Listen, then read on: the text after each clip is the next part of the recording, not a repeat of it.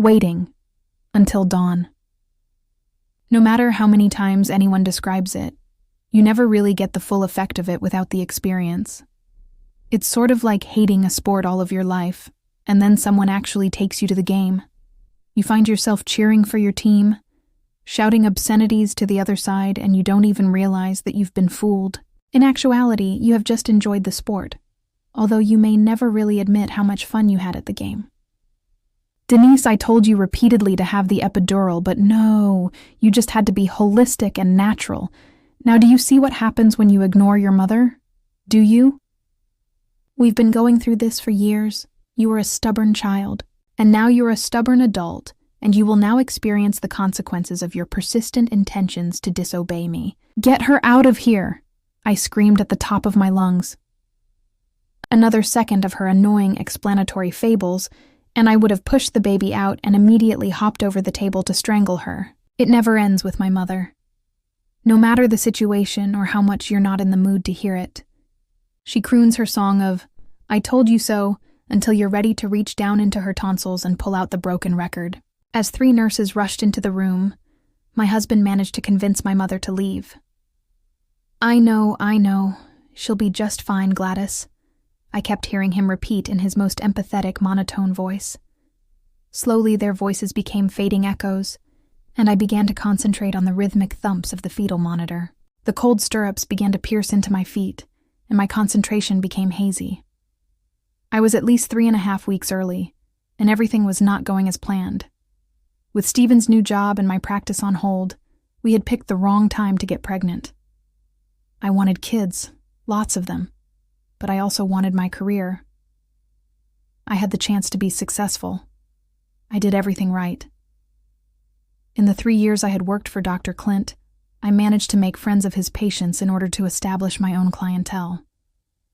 I worked hard to stay in graduate school and still have enough time for Stephen. After all, I'm the psychologist here. Balance was my thing, and I could do it all. The sudden movement in my stomach shifted my attention back to my reality, and next 20 minutes grew hectic quickly. I remember seeing Dr. Hope's smiling face walk over to the monitor and lift the long recording paper from the floor. He picked up a curved metal instrument from the side table and checked to see how much I had dilated.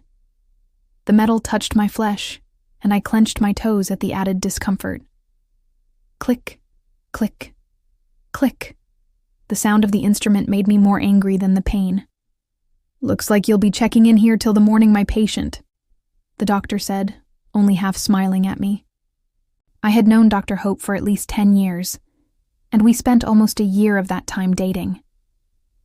I knew right away when I met him he was one of the good ones, but not in the "let's braid friendship bracelets and talk about our feelings" kind of way. No, he had a sharp, unpredictable energy, like he might kiss you or set off a fire alarm just to see what happens. Alluring, absolutely sexy, in a way that made you forget your ex's name, or even your current love, only he was a starving student at the time and I was engaged. On our first date, he had promised me that he would always be there for me no matter what happened between us. By the end of the night, we were at his studio apartment, breathing hard and making geometrical figures with my body. The next day, Stephen and I had lunch. "Did you sleep well?" he asked. "Why?" I responded. Stephen never asked how I slept. I always slept well next to him, even after I left the others. Just because I asked, wow, it's just conversation. I just sat in silence, and I remember looking down at the menu and ordering the melancholy soup. After what seemed like forever, Stephen appeared in the doorway outside the hospital room, peering inside. He had managed to get rid of my mother, and that was all I had cared about at that time. Stephen, my reliable and dependable spouse. I could always count on him. He was my for sure, my one constant, the main player on my team. But today he had showed up for the game, one he thought he was familiar with, but this time had no idea of the sport he was about to play. But he was about to find out. "Denise, did you hear me?" Dr. Hope asked in a firm but kind voice. Sorry, I wasn't listening." The monitor was thumping so loud my eyes were about to explode. I could hear the baby's voice mocking me from over the rhythm, and within the thumps and gurgling noises. "Are you ready?" he seemed to say in a sing-song fashion, "for me to ruin your life?" "Sorry, Doc, the monitor's way too loud." I closed my eyes, looking for some relief in my mind. "I'll gladly turn it down if it makes you more comfortable." "Thanks."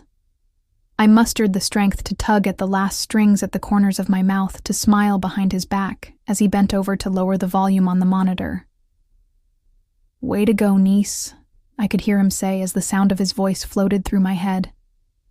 He sounded just like he had that first night 10 years ago. "Let the doctor heal you with a special cure," he said as he let out a deep chuckle. His voice was like hearing a song you didn't realize you missed, soft, familiar, and full of memories you packed away. And somehow, despite the time, his laugh still had that boyish charm, and yes, his rump was still just as cute. Stephen was lucky that he had won.